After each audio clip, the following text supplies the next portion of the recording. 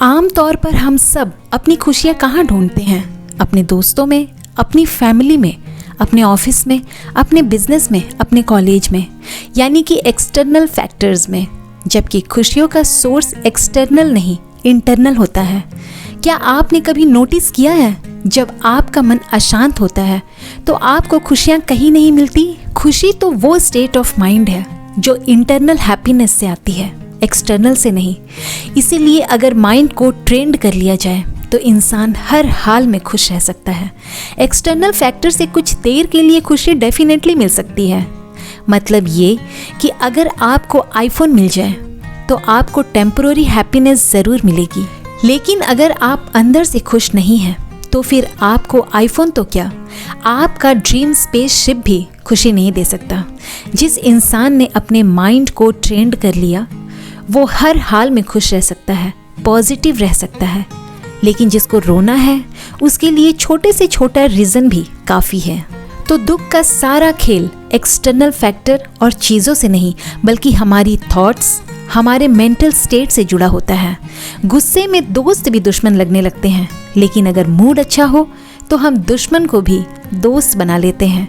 इसीलिए दिमाग को ये ट्रेनिंग देना बहुत ज़रूरी है कि कैसे हम कॉन्स्टेंटली अपने नेगेटिव थॉट्स को एलिमिनेट करें, इसकी जगह पॉजिटिव थॉट्स को डेवलप करें। तो क्या आप भी सीखना चाहते हैं द आर्ट ऑफ हैप्पीनेस, जो आपको हर हाल में खुश रहने की स्ट्रेंथ देगा? तो चलिए आगे बढ़ते हैं इस वीडियो को एक लाइक करने से। हमारी जिंदगी का असली मकसद खुश रहना ही होता है। जो लोग खुश रहते हैं वो उन लोगों से ज़्यादा लविंग और फॉरगिविंग होते हैं जो खुश नहीं रहते। फॉर एग्जाम्पल, अगर हम ट्रैफिक में फंसे हैं, पूरे 20 मिनट इंतज़ार के बाद फाइनली सभी गाड़ियाँ थोड़ा सा आगे बढ़ती है, तभी हम देखते हैं हमारे बराबर में गाड़ी चलाता हुआ व्यक्ति हमारी लेन में आना चाहता है। अगर हम अच्छे मूड में होंगे तो ज़्यादा चांस है कि हम अपनी गाड़ी को रोककर उस व्यक्ति को अपनी लेन में आने देंगे। लेकिन अगर हमारा मूड अच्छा नहीं है तो हम सोचेंगे, मैं इतनी देर से आगे बढ़ने का इंतज़ार कर रहा था, तो फिर उस व्यक्ति को आगे बढ़ने का मौका क्यों दूं? यही सोचकर हम तेजी से अपनी लेन में आगे बढ़ जाएंगे। इस एग्जाम्पल से आपको ये बात तो अच्छे से समझ में आ गई कि जब हम खुश रहते हैं तब हम खराब सिचुएशन में भी खुद को और आसपास के इन्वायरमेंट को पॉजिटिव रखते हैं। जैसे जैसे हम अपनी लाइफ के उन फैक्टर्स को समझने लगते हैं जो हमारी लाइफ में खुशियाँ लाते हैं, वैसे वैसे हमें ये भी ऑटोमेटिकली समझ में आ जाता है कि हमारा खुश रहना सिर्फ हमारे लिए ही नहीं, बल्कि हमारी फैमिली और यहाँ तक कि पूरी सोसाइटी के लिए भी अच्छा होता है। खुद को खुश रखने के लिए सबसे पहला स्टेप है लर्निंग, यानी कि सबसे पहले हमें ये सीखना होगा कि किस तरह नेगेटिव इमोशंस फॉर बिहेवियर हमारे लिए नुकसानदायक होते हैं। इसके साथ ही पॉजिटिव इमोशंस हमारे लिए किस तरह मददगार होते हैं। हमें पता होना चाहिए कि नेगेटिव इमोशंस सिर्फ हमारे लिए ही नहीं, बल्कि पूरी दुनिया के लिए बहुत ज़्यादा नुकसानदायक है। अगर हम इस बात को समझ लेते हैं तो हम खुद को बदलने की ओर पहला कदम उठाते हैं। हेट्रेड, जेलसी और एंगर, इस तरह के सभी नेगेटिव इमोशंस हमारी खुशियों को कुचल देते हैं। साथ ही हमारे व्यक्तित्व से नेगेटिव वाइब्रेशंस निकलने लगते हैं। इससे पॉजिटिव चीज़ें और लोग हमसे दूर चले जाते हैं, जबकि नेगेटिव एनर्जी हमारी तरफ आने लगती है और हमारी लाइफ दुखों से भरने लगती है। फिर इसी वजह से हमारे अंदर फियर, हेजिटेशन और इनसिक्योरिटी जैसी फीलिंग्स आने लगती है। हम अपने आप को बहुत अकेला महसूस करने लगते हैं। वहीं दूसरी ओर काइंडनेस और लव जैसे पॉजिटिव इमोशंस के साथ हम अपनी लाइफ को खुश रहकर जी सकते हैं। फिर ये पूरी दुनिया हमें हमारी जैसे ही लगने लगेगी। तब हम अपने आप को इस दुनिया के साथ जुड़ा हुआ महसूस करेंगे। इसी के साथ हमारी फियर, हेजिटेशन और इनसिक्योरिटी जैसी फीलिंग्स भी अपने आप ही खत्म हो जाएगी। लोग आप पर पहले से ज़्यादा विश्वास करने लगेंगे। इससे भी ज़्यादा ज़रूरी, आप साइकोलॉजिकल और भी ज़्यादा हेल्दी हो जाएंगे। मेंटल डिसिप्लिन, जिस तरह शरीर को स्वस्थ रखने के लिए बहुत सारे विटामिन्स और न्यूट्रिएंट्स की ज़रूरत होती है, उसी तरह हमेशा खुश कैसे रहा जाता है, ये सीखने के लिए भी बहुत से मेथड की ज़रूरत होती है। अगर हम नेगेटिव इमोशंस को ओवरकम करना चाहते हैं तो सबसे पहले हमें ये समझना होगा कि ये काम किसी एक टेक्निक को बस 1 या 2 बार प्रैक्टिस कर लेने से नहीं होगा। फॉर एग्जाम्पल, जब हम एक क्लाइमेट से दूसरे क्लाइमेट में जाते हैं तो हमारे शरीर को कुछ नए इन्वायरमेंट को अडॉप्ट करने में थोड़ा सा समय लगता है। ठीक उसी तरह जब हम अपने माइंड को एक नेगेटिव मेंटल स्टेट से पॉजिटिव मेंटल स्टेट में ट्रांसफॉर्म करते हैं तो उसमें भी थोड़ा सा समय लग सकता है। हमें रोज सुबह उठकर खुद से कहना चाहिए, मैं आज के दिन को वेस्ट नहीं होने दूंगा, पूरा दिन एक पॉजिटिव अप्रोच के साथ पहले से बेहतर तरीके से जीऊंगा। फिर रात को सोने से पहले हमें अपने आप से पूछना होगा, क्या मैंने आज का दिन वैसे ही बिताया जैसे मैंने सोचा था। इस प्रोसेस को रोज करते हुए धीरे धीरे आप अपने माइंड के पॉजिटिव एस्पेक्ट को मजबूती प्रदान कर सकते हैं।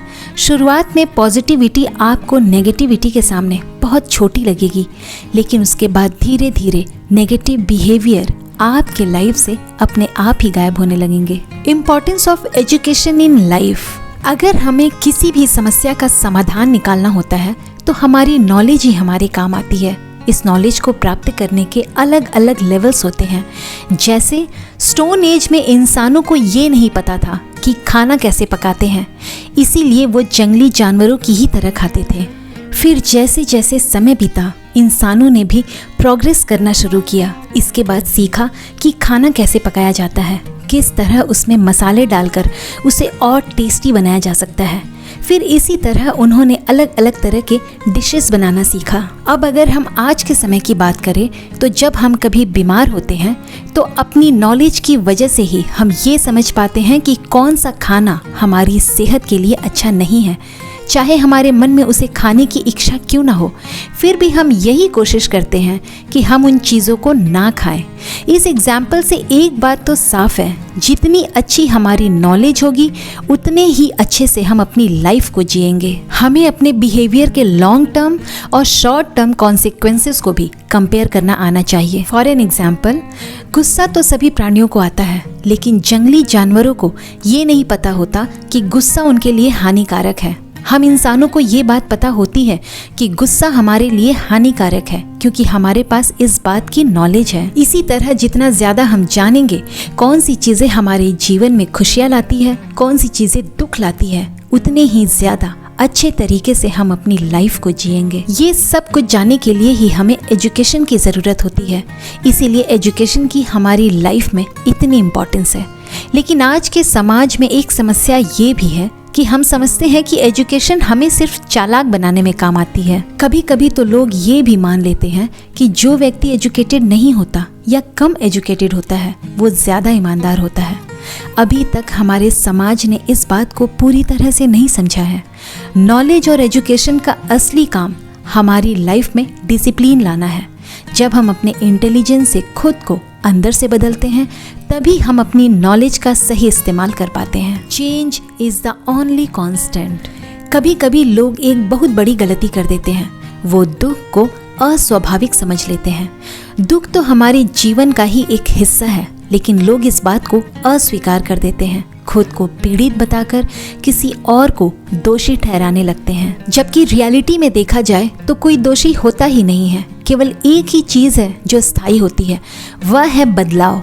इसका मतलब ये है कि हमें पास्ट की बातों को पीछे छोड़ देना सीखना होगा। बदलाव का विरोध करने से दुख प्राप्त होता है।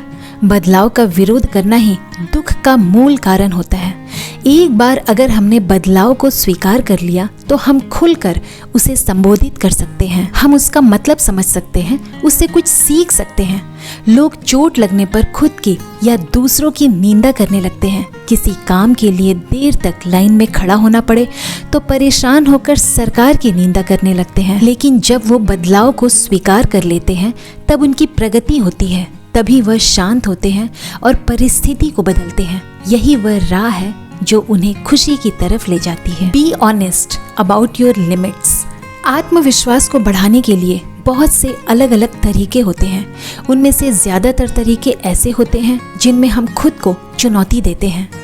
हमें अपनी सीमाओं का, अपने लिमिट्स का पता होना चाहिए। हमें अपने और दूसरे लोगों के साथ साथ इस बात को लेकर ईमानदार रहना चाहिए कि हम क्या कर सकते हैं और क्या नहीं कर सकते हैं। अगर हम इस बात को जानकर संतुष्ट हैं कि हम सब कुछ नहीं कर सकते हैं तो हम इस बात को सबके सामने भी मान सकते हैं। बाहर से आत्मविश्वास लाने के बजाय हम सच्चाई के रास्ते पर चलकर अंदर से आत्मविश्वास ला सकते हैं। अगर हमें किसी की कोई बात समझ में नहीं आती है तो हमें उस व्यक्ति को बताना चाहिए कि हमें उसकी बात समझ में नहीं आई, ताकि वो हमें दोबारा समझाए। अपनी सीमाओं के साथ संतुष्ट होने से पहले ये जानना पड़ेगा कि हमारी सीमाएं क्या है। इसके लिए आत्म जागरूकता की ज़रूरत होती है। तब हमें खुद का परीक्षण करना होगा, यानी हमें ये जानना होगा कि कौन सा काम हम ज़्यादा अच्छे से कर पाते हैं और कौन सा काम हम अच्छे से नहीं कर पाते हैं। हमें अपनी ताकतों को पहचान कर उन्हें बढ़ाना होगा। हमेशा खुद के और दुनिया के साथ ईमानदार रहना होगा। दोस्तों, एक अच्छा जीवन जीने के लिए खुश रहना बहुत ज़्यादा ज़रूरी होता है। ये सेहत के लिए तो आवश्यक होता ही है, साथ ही ये आपके दिमाग को भी स्वस्थ रखता है।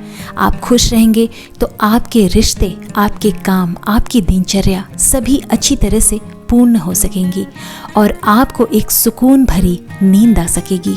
तो दोस्तों, उम्मीद करते हैं आज का वीडियो आपको पसंद आएगा। मैं फिर आऊँगी एक नए वीडियो में। तब तक आप खुश रहें, प्यार बांटें, अपने आसपास के लोगों को खुश रखें और हमेशा मुस्कुराते रहें, क्योंकि वो कहते हैं ना, खुद की होठों पर मुस्कुराहट रख लो, फिर सारी दुनिया हंसती हुई नजर आएगी। जय श्री राम।